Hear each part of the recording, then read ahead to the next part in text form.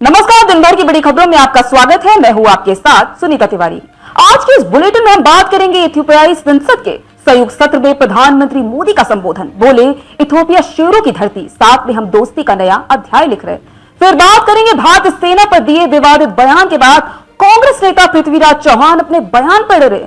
बोले, क्यों मांगू माफी, बीजेपी का चौतरफा हमला। और बुलेटिन के आखिर में बात होगी, राजनीति में सबसे भ्रष्ट गांधी परिवार है। नेशनल हेराल्ड केस पर दिल्ली कोर्ट की सुनवाई से इनकार करने पर भाजपा का पलटवार। कहा, सोनिया गांधी, राहुल गांधी और रॉबर्ट वाड्रा इस मामले में अभी भी जमानत पर बाहर।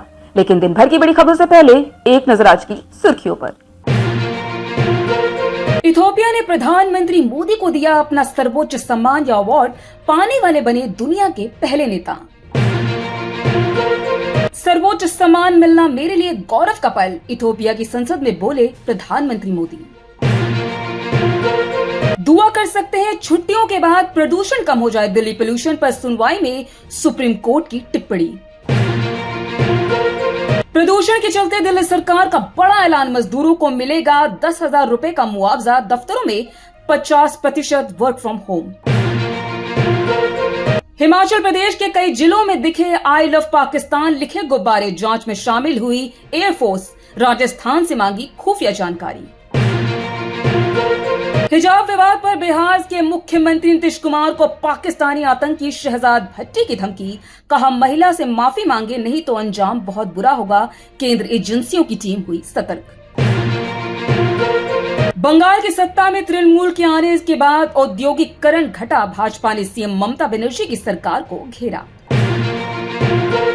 राहुल गांधी के खिलाफ कथित ब्रिटिश नागरिकता केस की सुनवाई अब लखनऊ की अदालत में होगी, हाईकोर्ट ने केस ट्रांसफर की अर्जी की मंजूर। भारत ने बांग्लादेश के हाई कमिश्नर एम रियाज हमीदुल्लाह को किया तलब, ढाका में भारतीय मिशन की सुरक्षा पर जताई चिंता। इधर कांग्रेस ने जारी किया संसद सत्र के लिए व्हिप, उधर जर्मनी पहुंच गए राहुल गांधी, सामने आई तस्वीरें। ये तो थी सुर्खियां, विस्तार से बात करते हैं दिन भर की बड़ी खबरों की।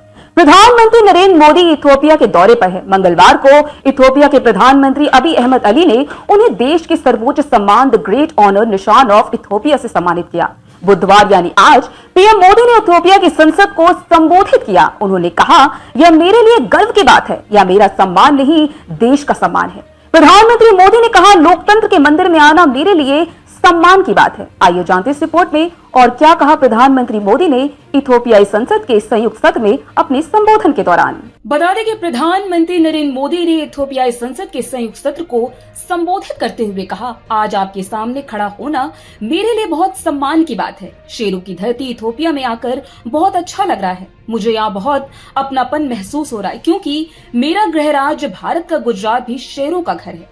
प्रधानमंत्री मोदी ने कहा कि इथियोपिया का सर्वोच्च सम्मान मिलना गौरव का पल है। उन्होंने कहा, यह सम्मान मेरा नहीं बल्कि सभी भारतीयों का सम्मान है।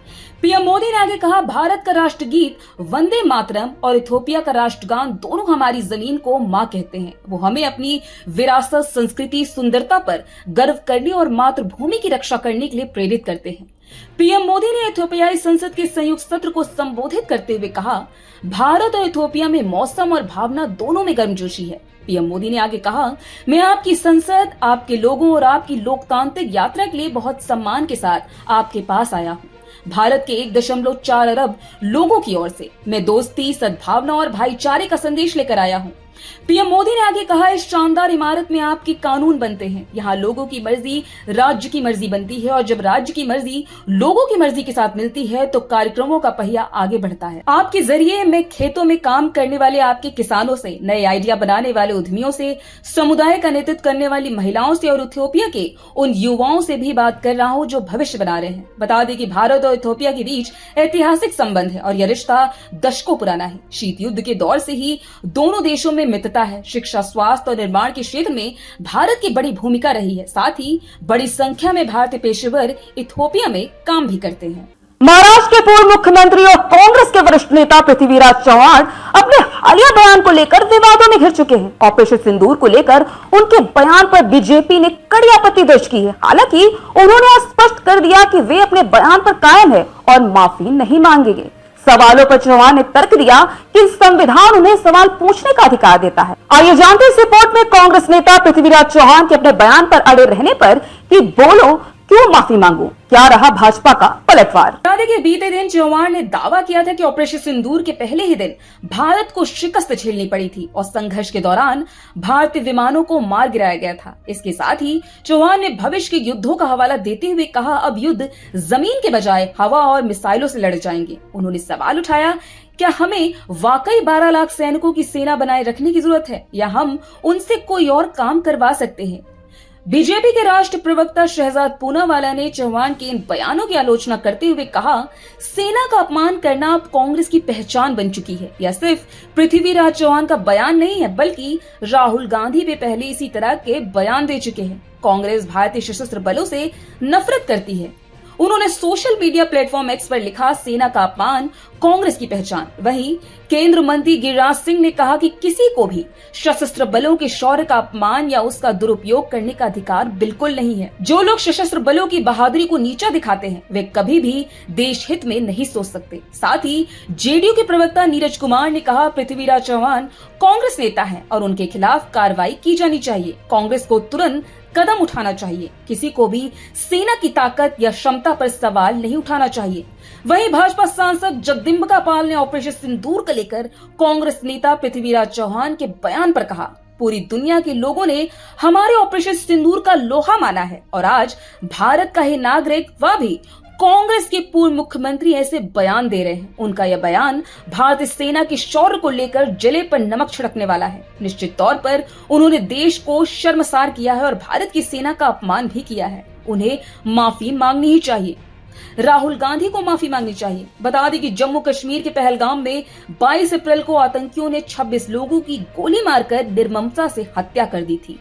इसके जवाब में भारत ने 6 से 7 मई रात ऑपरेशन सिंदूर को अंजाम दिया था। भारत ने 24 मिसाइलें दागी थी। भारत ने पाकिस्तान अधिकृत कश्मीर पीओके और पाकिस्तान में मौजूद 9 आतंकी ठिकानों पर एयर स्ट्राइक की थी। सेना ने 100 आतंकियों को मार गिराया था। अंततः दोनों देशों के बीच 10 मई की शाम 5 बजे से सीज फायर पर सहमति बनी थी।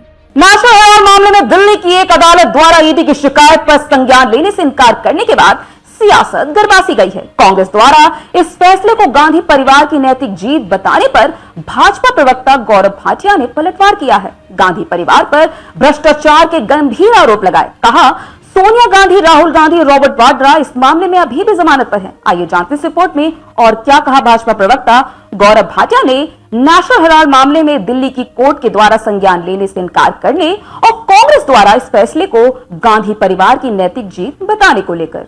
बता दें कि भाजपा प्रवक्ता गौरव भाटिया ने बुधवार यानी आज एक प्रेस कॉन्फ्रेंस में कहा, कांग्रेस अध्यक्ष मल्लिकार्जुन खड़गे ने हाल ही में नेशनल हेराल्ड मामले पर मीडिया से बात की थी, जो सोनिया और राहुल गांधी से जुड़ा है। उस पर चर्चा करने से पहले कल आए अदालत के फैसले पर गौर करना जरूरी है। उन्होंने कहा, अगर पॉलिटिक्स में कोई सबसे ज्यादा भ्रष्ट है तो वह गांधी परिवार है।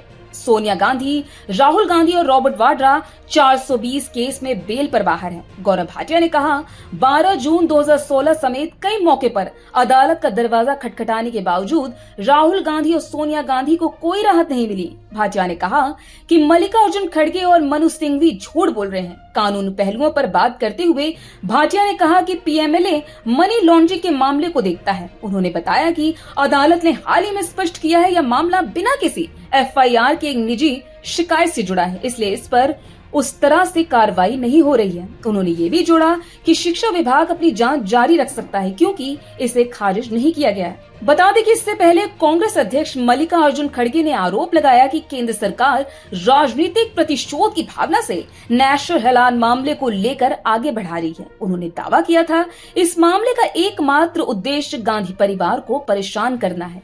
गौरतलब है कि दिल्ली की राउज एवेन्यू कोर्ट ने ईडी की चार्जशीट पर संज्ञान लेने से इनकार कर दिया था। कोर्ट ने कहा, पीएमएलए के तहत कार्रवाई अनुसूचित अपराध के लिए एफआईआर के अभाव में चलने योग्य नहीं है। अदालत ने स्पष्ट किया कि Sonia Gandhi, Rahul Gandhi, Sam Pitroda, Suman Dubey, Young Indian, Dotex Merchandise Private Limited और अन्य के खिलाफ ईडी की शिकायत भाजपा नेता सुब्रमण्यम स्वामी द्वारा दायर एक निजी शिकायत और उस पर 2014 में पारित समन आदेश पर आधारित थी, न कि किसी एफआईआर पर। अदालत ने कहा ऐसी शिकायत पीएमएलए ढांचे के तहत एफआईआर की वैधानिक आवश्यकता को प्रतिस्थापित नहीं कर सकती। तो आज इस बुलेटिन में इतना ही। आप देखते रहिए द लोकसभा।